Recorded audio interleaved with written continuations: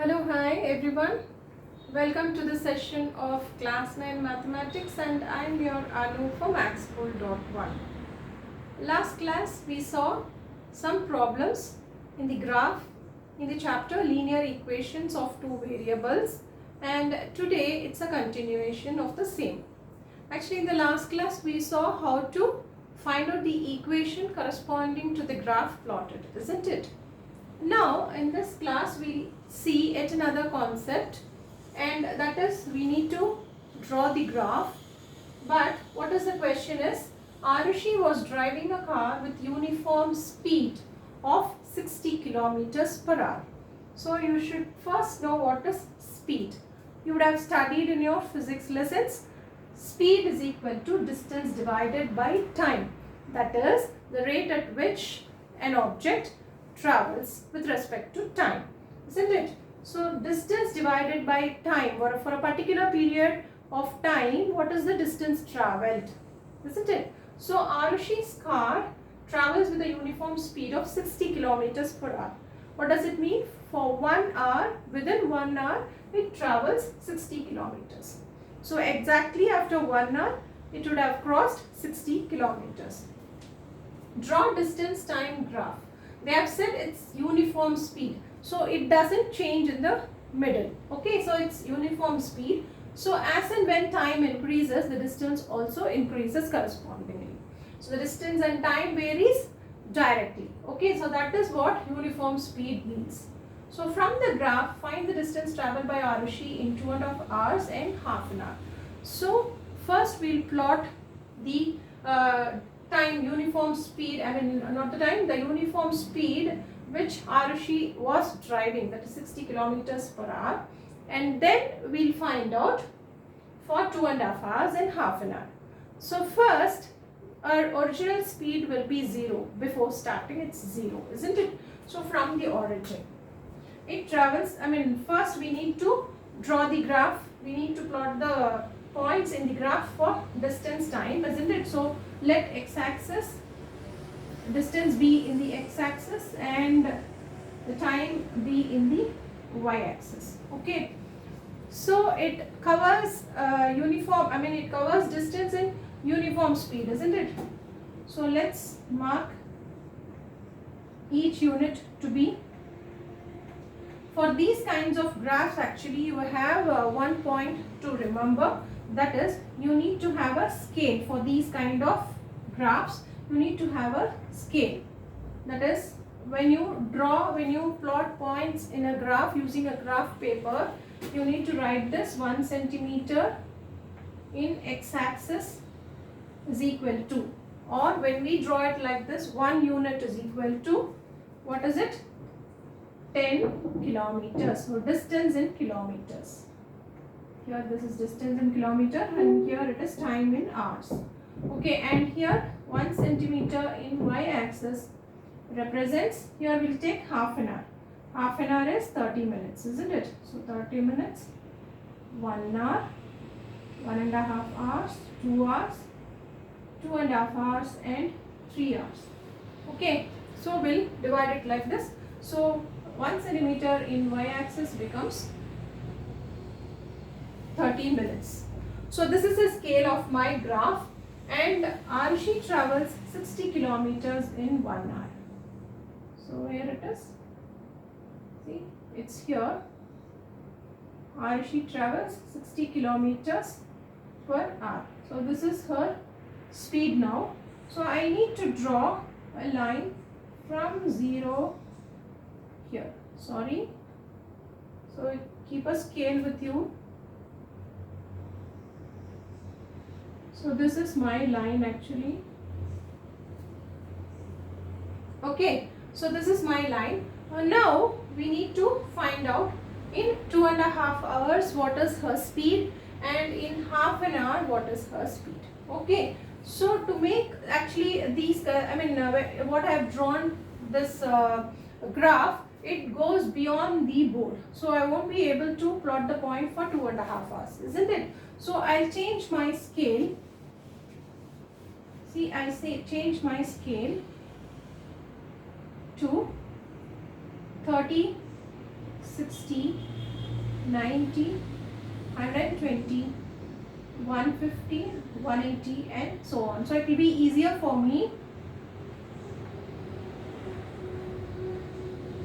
and I need to change here to 30 kilometers. Okay, so it will be easier for me to plot. Now 1 hour is 60 kilometers here. See, I draw a line like this. Okay, so this is my line. This shows the distance time graph of Arushi, who is driving a car with uniform speed of 60 km per hour. Now what I need to do is I need to find the speed for 2.5 hours. Okay, so what it will be after 2.5 hours? See, just draw perpendicular from 2.5 hours. So it will land perfectly. No, it has to be something else, isn't it? For 1 hour it is 60. So that is why you need to have a scale here.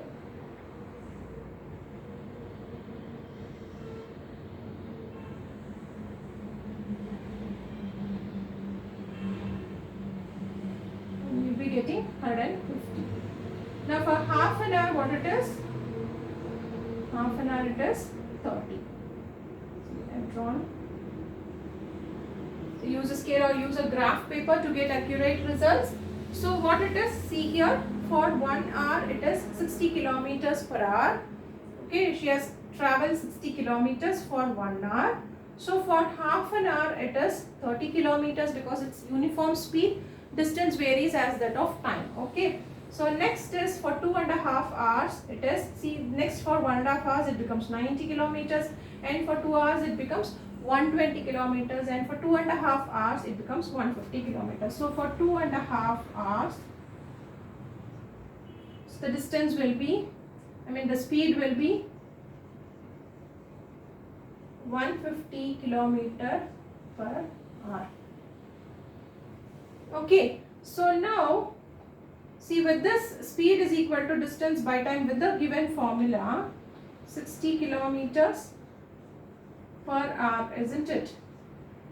So distance divided by time. You have time as 1 hour. You have time as 1 hour, and you have 60 here as speed. So what will be the distance? So with this, distance is equal to 60 into 1 kilometers. So that is 60 kilometers is your speed for 1 hour. So for that, when it happens to be 60 kilometer speed, the same 60 kilometers as the speed, you need to find the distance. You have the time as 2.5 hours, isn't it? So 2.5 hours can be written as 5 by 2 hours. 2 2s are 4, 4 plus 1, 5, 5 by 2 hours, isn't it? So I'll calculate the distance here. Distance is equal to 60 into 5 by 2. So that is 300 divided by 2, which will give you 150 kilometers. So 150 kilometers is absolutely right. So this is right. Now what do we do for half an hour? So this is, I have found out theoretically.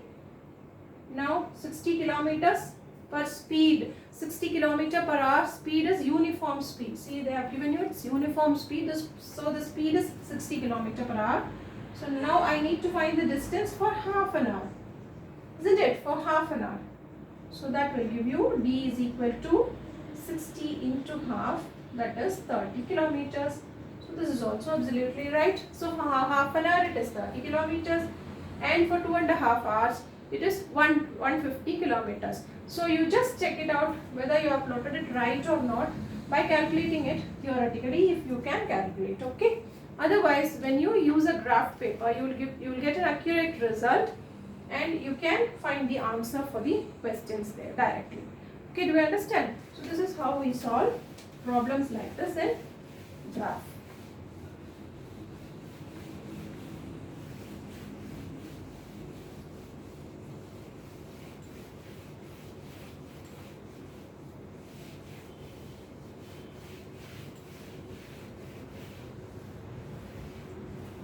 Now our next question is, now you need to represent on the number line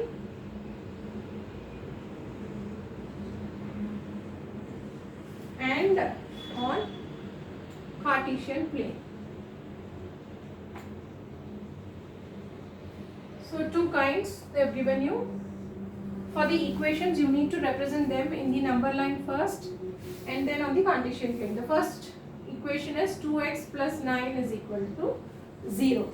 Okay, so for 2x plus 9 is equal to 0, we have 2x is equal to minus 9 and x is equal to minus 9 divided by 2. Okay, so this should be represented on the number line as well as on the Cartesian plane. So now how do we represent this in the number line? So in the number line, you just have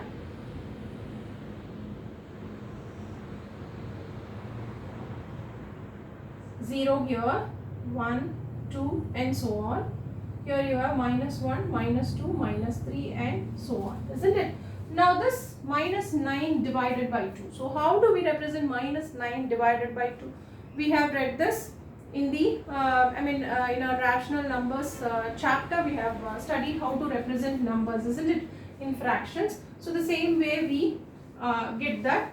So I will make the number line still more bigger, because since it is negative, I start 0 here. Okay, so since the denominator is 2, each division 0 and 1 has to be divided into 2 divisions. So this will become 1, 2, 3, 4, so on. So these are all negative numbers. Okay, but you have to represent minus 9 by 2. So how do we do minus 9 by 2? So 0 and to 1 in between can be written as, see, this is minus half, okay, and this is 1, or this can be written as minus 2 by 2. Minus 2 by 2 will give you minus 1, isn't it? Okay, so this is minus 3 by 2, and minus 4 can be written as minus 4 by 2. Minus 4 by 2 is minus 2. Next, this is minus 5 by 2, and minus 3 is minus 6 by 2, minus 7 by 2, minus 4 is minus 8 by 2, and minus 9 by 2, and minus 5 is minus 10 by 2. So this is how we plot the points on the number line. So you have to see the denominator, and that much number of divisions has to be there in between 2 divisions. In between 0 and 1 you have to have 2 divisions, like that between each divisions. So now you have minus 9 by 2 here. So this is the point represented in the number line, and this denotes x is equal to minus 9 by 2. So that is how we represent numbers, points in the number line. Now in the Cartesian plane, you know how to represent in the Cartesian plane.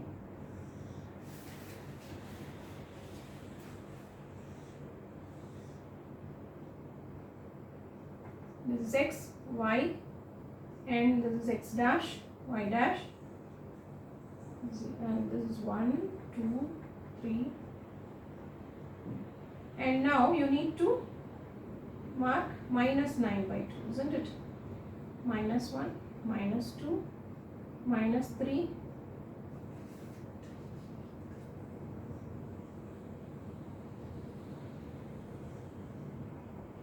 minus 5, and this is minus 1, minus 2, minus 3, minus 4. Okay, so now x is equal to minus 9 by 2. Where is x? X is minus 9 by 2. This is x dash, and negative number is plotted in this side. So minus 9 by 2 means the points are points to be represented in the Cartesian plane. See, minus 9 by 2 can be written as minus 2 eighths are, isn't it? So minus 4 and a half.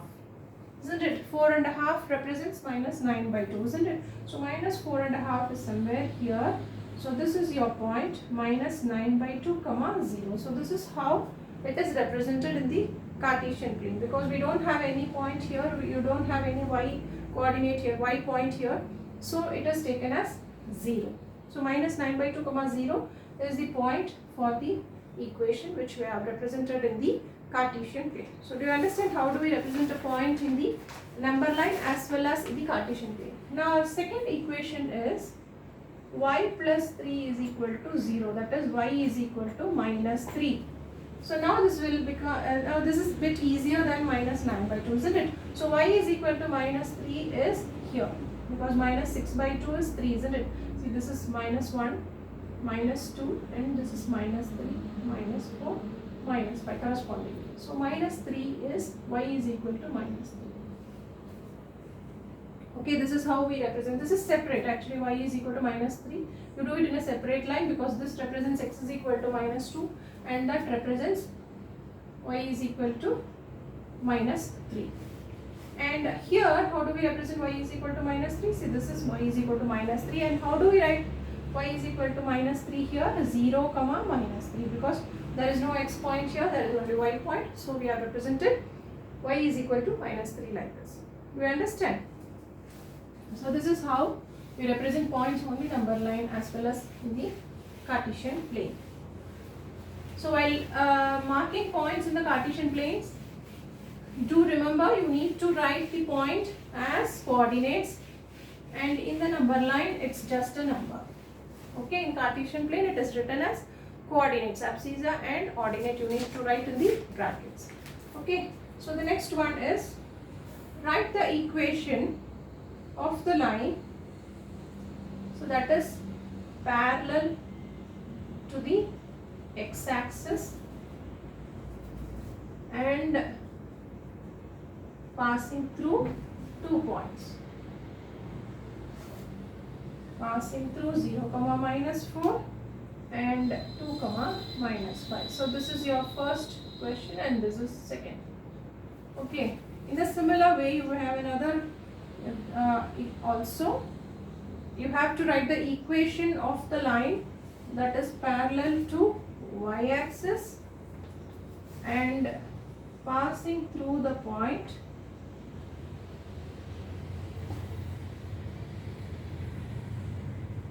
minus 2 comma 0, and the second one is 3 comma 5. Okay, do you understand? So you need to write the equation of the line parallel to x-axis. Now what do you mean by parallel to x-axis? So if this is the Cartesian plane and this is the x-axis y, so what is parallel to x-axis? Some line here. Okay, so this represents line parallel to x-axis. And what do you mean by parallel to y-axis? This is the line which is parallel to y-axis, isn't it? And what will be the equation? I have already told you a line parallel to x-axis has the equation y is equal to k, because it has some point here and throughout the line y is constant. Only the x varies. See, the points in x varies, but the point in y doesn't change. Y remains same. Whereas line parallel to y-axis has, see, some point on the x-axis, so that is x is equal to k. When you draw a line parallel to y-axis, then it has the equation x is equal to k. That is, x remains same although you have the points of y changing. Okay, that you need to understand. So for the line parallel to x-axis, you have y is equal to constant. So for the first one, what will be the equation? You have 0 comma minus 4, that is x is 0 but y is minus 4. So what is the equation? Y is equal to minus 4 is your equation for the line parallel to be parallel to the x-axis and passing through this point. So this is your equation, y is equal to minus 4. And the next one, you have y is equal to minus 5. Irrespective of the x points, y remains same in the line parallel to x-axis. So this is what is the equation for the line parallel to x-axis. And parallel to y-axis, x remains constant. So the first one, equation for the first one is x is equal to minus 2. And equation for the second one is x is equal to 3. So irrespective of the points in the y-axis, see, irrespective of the coordinates, y coordinates, you have the coordinate x coordinate to be constant throughout.